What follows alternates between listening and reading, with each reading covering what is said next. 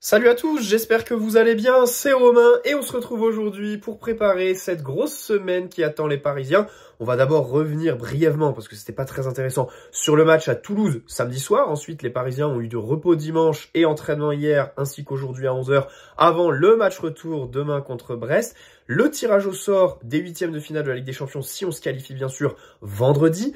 Et dimanche, le déplacement à Lyon. Donc c'est une belle semaine qui se profile. On va revenir sur tout ça dans cette vidéo. Alors installez-vous, c'est parti. Avant que la vidéo commence, petit placement de produit pour le site Foutufaux. Vous trouverez le lien en description avec le code à entrer si vous voulez 15% de réduction sur votre commande, ainsi que toutes les infos concernant les promotions en cours. Actuellement, c'est Noël, donc forcément, elles sont très intéressantes. Je vous invite à aller y faire un tour. Vous trouverez bien entendu des maillots non officiels, non authentiques, mais d'excellente qualité, les coutures, les blasons. Mention spéciale aux flocages qui tiennent bien, sous réserve de les entretenir correctement. Les délais de livraison sont corrects, 15 jours, 3 semaines maximum, avec un service après-vente à votre disponibilité. Sa taille normale, ne prenez pas une taille au-dessus de celle qui est la vôtre habituellement. Et bien sûr, vous trouverez votre bonheur en matière de maillots actuels sur la saison, avec tous les flocages patch possibles, des maillots rétro, beaucoup de clubs représentés, les équipes nationales, d'autres sports aussi, la NBA, la Formule 1, des chaussures. Donc voilà, n'hésitez pas à aller y faire un tour. Et bien sûr, on les remercie, c'est eux qui régalent.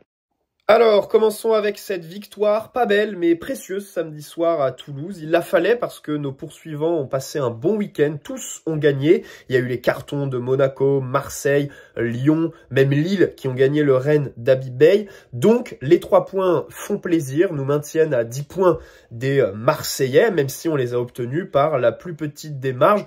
On était plus près du 2 ou 3-0 que du match nul. Tant les Toulousains ont fait un match absolument médiocre et nous aussi avons croqué la feuille, notamment Barcola. Donc le match, bien sûr, ne restera pas dans les annales, mais c'est le genre de partie que tu as forcément dans ce genre d'enchaînement, en fait. Quand tu joues tous les 3 jours, que tu fais que de gagner, parce que ça continue, hein, il y a juste le match nul contre Reims qu'on a depuis le début de l'année, il faut des matchs comme ça, que tu gagnes un peu de manière raccro, où tes attaquants ne te portent pas. C'est vrai, hein, ça faisait des matchs et des matchs que devant ça tournait pleine bourre, et là c'est un Fabian Ruiz qui te marque un but. Gvara fait un match très moyen, Barcola, comme je l'ai dit, finition très mauvaise. Dembélé, alors là Dembélé, on a retrouvé les entrées avec une bouteille d'alcool à la main, c'était assez exceptionnel. Et Ramos rentre un peu tard pour nous marquer son habituel but. Voilà. Surtout, tu n'as pas de blessés sur une pelouse compliquée, c'est d'autant plus appréciable.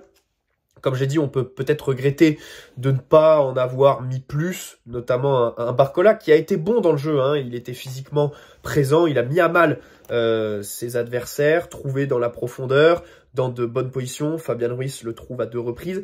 Mais voilà, à la finition, ça a été un petit peu compliqué. Le match de Toulouse est clairement nul. Voilà, très peu d'occasions franches pour eux. Safonov qui n'est pas vraiment inquiété. Il fait un match impeccable de l'autre côté. Et le but qu'on met aussi, j'aimerais bien m'arrêter là-dessus parce que c'est encore un corner. Fabian Ruiz qui marque tel Mbappé contre la Real Sociedad au match aller au Parc des Princes l'année dernière. Tu cherches le premier poteau et ensuite au deuxième, il y a quelqu'un qui suit. Là, c'est un peu différent parce qu'au premier poteau, t'as pas cherché à dévier, mais tu cherches à tirer et le gardien fait un arrêt. Enfin, ça touche la barre et ça revient sur Fabian. La finition est assez intéressante. Ça fait longtemps qu'on travaille ce genre de tactique sur corner. Et c'est vrai que offensivement, sur ces coups de pied arrêtés, on est plutôt bon. Donc ça, c'est à signaler. Ça fait plaisir de voir le PSG qui trouve assez peu de solutions dans le jeu et qui s'en sort sur les phases arrêtées. Bon, il y a 2-3 prestations sur lesquelles on va s'arrêter parce que c'est des joueurs qu'on voit pas souvent. Voilà, Luis Enrique avait fait tourner, bien sûr. Et donc, on peut parler d'eux. Pas les titulaires habituels, bien sûr, parce que pas grand-chose à dire de ce match pour eux. Et ensuite, bien sûr, on se projettera sur le match demain contre Brest. Déjà Safonov, j'aimerais quand même revenir sur son 10e match, déjà, avec le PSG, que 6 buts encaissés, 4 clean sheets sur ces 10 matchs, donc c'est des stats qui sont très honorables, très corrects, et puis surtout samedi, il est très fiable. Sans être vraiment mis à contribution, c'est vrai que les frappes toulousaines étaient de loin, C'était des coups de pied arrêtés, pas vraiment de concret, mais il fait les arrêts quand il faut, surtout sur les corners. Il fait un bel arrêt sur une tête à un moment donné et des sorties très à propos. On sait que c'est ça qui l'a tué à Munich. Rappelez-vous le but qu'on encaisse où il fait une erreur dans les airs sur un corner. Là, voilà, il est rassurant. Au pied aussi. Donc voilà, c'est un bon match. Et puis, sa meilleure action, c'était peut-être après le match. Son interview en français. Il a surpris tout le monde. C'est assez bluffant parce que voilà, il est là depuis 6 mois. Alors, est-ce qu'il avait à apprendre un nouvel alphabet ou est-ce que, par exemple, il maîtrisait déjà l'anglais quand il était à Krasnodar? Mais dans tous les cas, c'est vrai que c'est dans un bon français qu'il a fait ça. Et puis, l'interview, elle est cool. Enfin, c'est une zone mixte, hein, c'est pas non plus extraordinaire, mais t'as l'impression que c'est un mec, voilà, qui s'en fait pas, qui a l'air plutôt bon délire au quotidien. Vraiment, c'est le genre de partenaire que j'aimerais avoir. Donc là-dessus, c'est vrai que quand t'es numéro 2 au poste de gardien, c'est une caractéristique à avoir. Il faut que pour le groupe, tu sois pas un poids, comme Keylor Navas a pu l'être à des moments quand il était relégué au poste de numéro 2. Je pense que c'était pas le plus diplomatique, en fait. Là, voilà, Safonov, je pense que c'est quelqu'un qui est, pour la vie de groupe, assez intéressant. Et là-dessus, voilà, il venait de Russie, le temps d'adaptation et tout ça, quand il l'aura passé, forcément, ce sera que meilleur. Et c'est un bon numéro 2. C'est vrai que sur le terrain, les matchs sérieux, il les enchaîne. C'est mieux que Tenas, ça c'est évident. Voilà, c'est le genre de numéro 2 que tu titularises sans avoir d'a priori ou d'appréhension. Après, on peut aussi se questionner sur le prix. Voilà. Bien sûr, hein, la question du blanchiment d'argent ou pas se posera toujours. Mais il n'en reste pas moins que c'est un bon gardien. Donc voilà. Beraldo axial droit, hein, comme d'habitude quand il dépanne sur les petits matchs.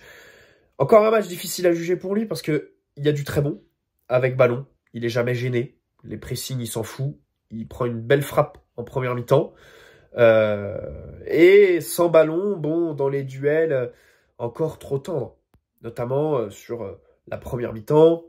En fait, à chaque fois, ce qui est très frustrant avec lui, c'est qu'il va bien commencer les actions, prendre un avantage sur l'adversaire. Il est dans la course.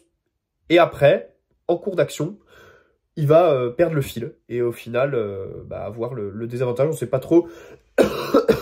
on sait pas trop pourquoi.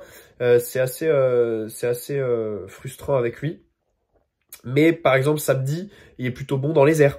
C'est vrai que Toulouse a beaucoup joué de ça et il n'a pas été pris dans ce domaine-là. Lucas Hernandez.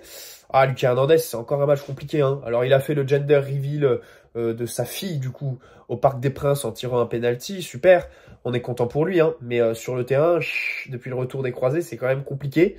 Il est pris dans son dos. La vitesse de Babika lui fait très de mal. Il joue quasi exclusivement de son vice. Au niveau du placement, c'est pas très bon. Au niveau des courses, là, il est complètement dépassé. Donc c'est vrai que c'est pas un match qui va en sa faveur. Ce bon vieux Lucas. Donc on verra. Mais c'est vrai que pour l'avenir, ça part. En fait, c'est parce que plus tôt dans la semaine, on a eu des rumeurs concernant Théo Hernandez. Alors, c'est des rumeurs de merde, parce que c'est la Gazzetta dello Sport qui en a parlé. Théo Hernandez qui est en fin de contrat en 2026 à l'AC Milan. Donc, cet été, il restera qu'1 an à racheter. Et ça a parlé, voilà, de le recruter. Moi, je serais pas contre. Hein. Je serais pas contre doubler ce poste, parce que Lucas, de ce côté-là, c'est toujours un peu laborieux, quoi. Donc, on verra. On verra, mais encore un match un peu mitigé pour lui. Fabien Ruiz. Luis Enrique adore le mettre numéro 6 dans les petits matchs. Et donc, il était là. Il fait un bon match. Il faut le souligner. Alors, au-delà du but, hein, c'est vrai que c'est ton unique buteur. Mais, à côté, il y a un temps d'adaptation en première mi-temps. Mais après, il régule ton jeu. Il sait alterner entre jeu rapide, passe qui casse les lignes. Il trouve aussi des partenaires en très bonne position. Barcola, normalement, ça doit faire passe décisive au moins une fois pour Fabien Ruiz.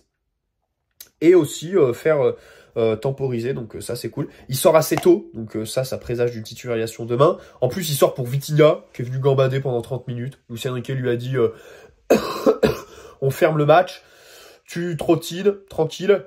Donc c'est ce qu'il sait faire de mieux, quoi. Tu gardes le ballon, tu le fais circuler, tu prends pas trop de risques. Et comme ça, Vitinha a fait sa balade de santé. en prévision du titularisation aussi demain soir, hein, voilà. Mayoulou qui avait déçu sur les matchs de Coupe de France, un petit peu de suffisance observée sur ce genre de match. Eh bien, samedi, ça a été bon. Samedi, ça a été bon. Les déplacements, on l'a retrouvé assez tranchant. Et puis surtout, techniquement, très sûr, alors qu'il reçoit le ballon dans des zones de densité. Et pour un jeune qui, en plus, est frêle. Mayoulou, voilà, physiquement, il n'est pas très développé. Et ça fait que l'adaptation se retarde un peu pour lui, au plus haut niveau. C'est complètement logique. Bah, malgré ça, il y a une montée en puissance. Première mi-temps et deuxième mi-temps, la meilleure, c'est la seconde. Donc ça fait plaisir.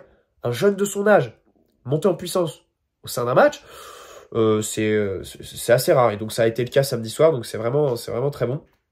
Les efforts défensifs aussi, il les fait. Luis Enrique a encore dithyrambique avec lui. Donc ça, c'est vraiment de très bon augure. Peut-être le faire rentrer demain. C'est vrai qu'on a gagné 3-0 l'aller. Si demain, à la mi-temps, on n'est pas en mauvaise posture, tu peux le faire rentrer à l'heure de jeu, tu vois, et lui donner du temps de jeu en Ligue des Champions, qui plus est au Parc, voilà. Donc c'est vrai que Mayoulou, je l'attends, j'attends une montée en puissance de son temps de jeu là sur les semaines à venir. Bon, Lee Kang-in, écoutez, Lee Kang-in, il tire bien le corner hein, sur le but, c'est vrai. Il prend une bonne frappe à un moment donné, il passe un dribble. Mais sinon, en tant qu'ailier droit, c'est comme d'habitude, quoi. Il n'y a rien à dire, parce que pas de différence. Certes, il est propre techniquement, et comme il prend aucun risque, bah il perd pas le ballon, c'est assez logique. Mais de l'autre côté, bah voilà, c'est pas lui qui va te déverrouiller le match. J'ai pas trop compris pourquoi il a pas inversé avec Désiré Doué, qui lui était plutôt relayeur, et repassé à gauche à un moment donné. Bon, je me suis dit, laisse l'aile droite à Doué, qui est vraiment très bon ces derniers temps. Et met Lee Kang-in relayeur parce que lui, bien sûr, il y est plus à l'aise. Bon, c'est comme ça. Kvaratskhelia dans l'axe, ça a été compliqué. Alors, c'est vrai qu'il était dans la densité, hein, avec beaucoup de joueurs autour de lui. Et au final, il a été meilleur quand il est parti de l'axe. Sur le côté, quand il décrochait. Et encore, parce que à part la passe bien sentie pour Beraldo qui frappe en première mi-temps, il n'y a pas grand-chose en fait. Dans le match de Kvaratskhelia, c'est encore mitigé. C'est encore mitigé. L'entrée de Dembélé, comme je l'ai dit, cataclysmique. Ah, ça, c'est exceptionnel. Vraiment, je pense qu'un jour, je vais me taper une déterre. Je vais reprendre toutes les entrées d'alcoolique d'Ousmane Dembélé et faire une compilation parce que c'est vraiment très très drôle. Autant les compilations peuvent faire passer des joueurs mauvais pour de super joueurs, autant une compilation des entrées de Dembélé pourrait vraiment le faire passer pour le pire des délires. Alors, loin de moi cette idée, c'est juste pour rigoler que je veux faire ça. Et d'ailleurs, je le ferai pas. Mais c'est vrai que ce serait plutôt drôle parce qu'il les collectionne. À chaque fois, quand il rentre dans les matchs, de toute façon, c'est mauvais. Voilà. Il n'arrive pas... les premières touches sont très mauvaises et il n'arrive pas à rehausser le curseur par la suite. Voilà. Et Ramos rentre un peu tard. C'est vrai que Ramos, il rentre à la 75e.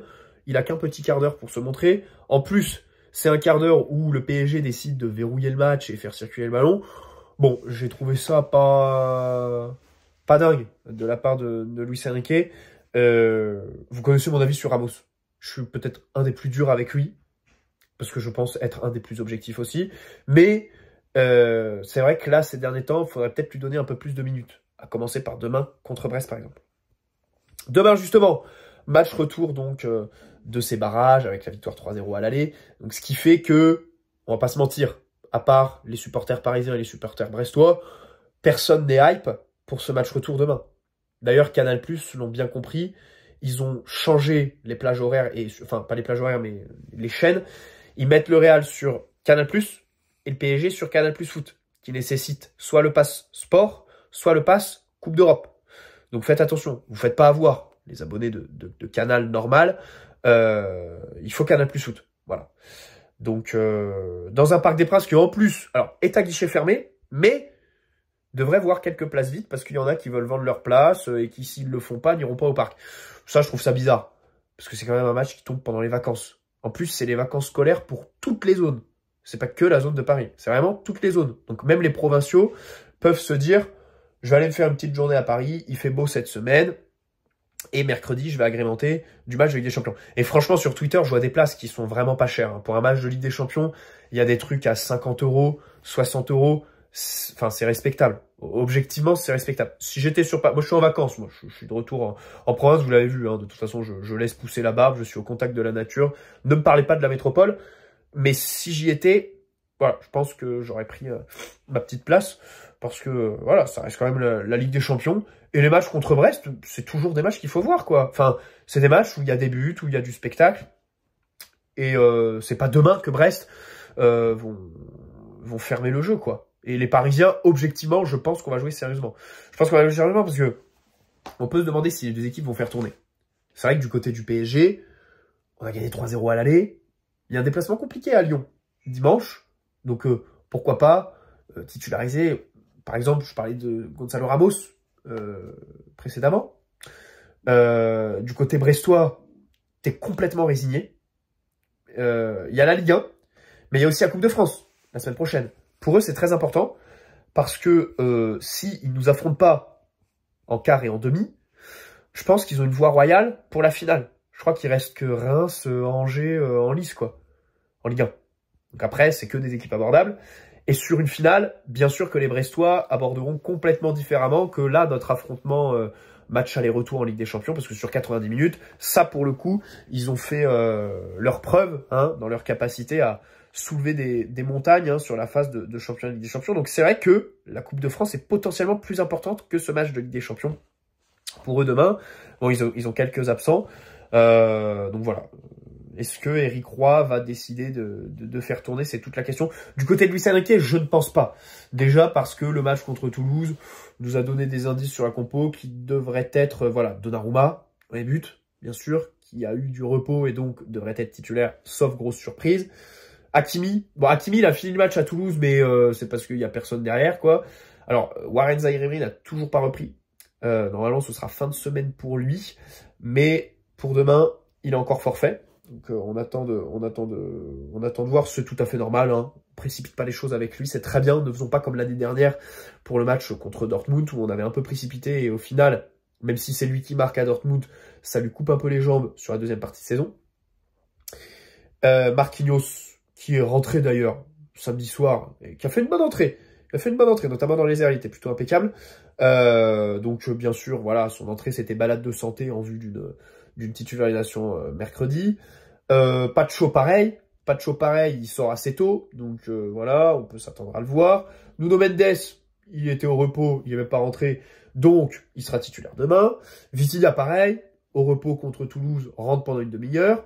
Devant lui, Fabian Ruiz, João Neves qui rentre pour 2 minutes dans le temps additionnel. Bon, ça, j'ai pas trop compris. Mais voilà, les deux seront titulaires. Ruiz, peut-être, interrogation, parce que il est sous la menace d'un carton jaune. Mais il l'adore. Et en plus, il est sorti assez tôt, samedi. Donc, je pense que ça va le faire pour lui. Peut-être à sa place, un Doué ou un Lee Kang-in. Et encore. Devant, Dembélé va retrouver bien sûr sa place de faux numéro 9, avec, je pense, Barcola ailier gauche. Et après, la dernière place se jouera entre Doué et Kvaratskhelia.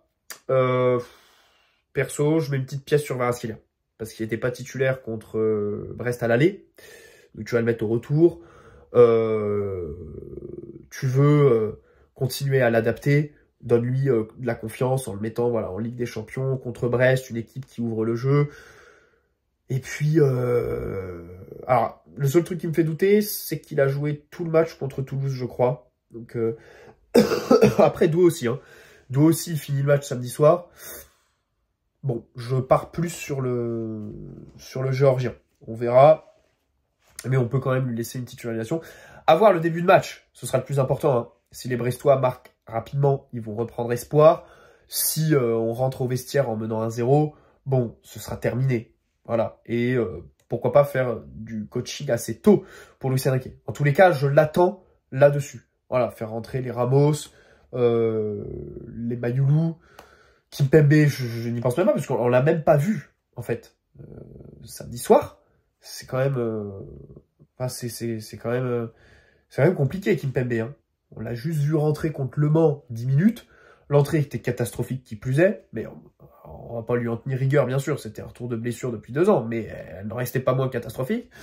Donc c'est vrai que Kimpembe, là, il y a Brest. Ensuite, à Lyon, dimanche soir, je pense pas qu'on le reverra. Donc, peut-être Saint-Brieuc, la semaine prochaine. Le stade briochin en Coupe de France. Pourquoi pas, pour une titularisation. Et encore. Il a joué 10 minutes sur 3 semaines. Donc, je pense même pas qu'il sera titulaire, en fait, la semaine prochaine contre le stade briochin. Bref. Donc, si le début de match se passe plutôt bien, la première mi-temps, pourquoi pas faire du coaching assez rapidement. Bien sûr, il faut être très sérieux, efficace, réaliste. Réalisme qu'on a perdu samedi soir. On n'en tient pas rigueur à nos attaquants, bien sûr, pour une petite soirée en 2 mois. Et contre Toulouse, bien sûr, dans un match où tu jouais avec le frein à main, ça se voyait, surtout en deuxième mi-temps. Ce qui est complètement logique. Et c'est toute la force de ce PSG, réussir à gagner les matchs moins importants, les matchs où t'es un peu moins bien, en fait, t'es tout aussi sérieux. C'est vrai qu'on est toujours invaincu en Ligue 1. Et ça, faut vraiment pas le négliger, quoi. C'est assez exceptionnel. Il n'y a que quelques matchs nuls. Il y a quoi? Celui à Nice, celui à Reims, les deux. Parce qu'il y a l'aller et le retour. Celui à Auxerre, le 0-0, avec Léon qui te fait le match de sa vie. Et après, voilà, contre les gros du championnat, tu ne fais que de dérouler. Dimanche soir à Lyon, on va voir. Mais normalement, le tarif pour les gros, c'est 3 buts minimum. À part Lens. Mais tous les autres, voilà, c'est 3 buts minimum. Donc, c'est vrai que en Ligue 1, c'est quand même assez exceptionnel. Faut le souligner. Et moi, j'ai vu des critiques samedi soir.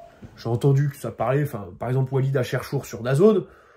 Écoute, je préfère écouter Papus Camara. C'est toujours un plaisir d'avoir Papus en commentaire. Je dis pas ça parce que c'est un Parisien et que du coup, il y a forcément peut-être une parole un peu biaisée. Et peut-être aussi que ses analyses sont encore meilleures parce que du coup, il connaît tout le monde. Et comme il commente les petits matchs où les jeunes sont titulaires, les jeunes qu'il avait quand il était entraîneur des U19, forcément, il a plein de choses intéressantes à dire. Donc, c'est une vraie plus-value. Voilà, c'est une vraie plus-value.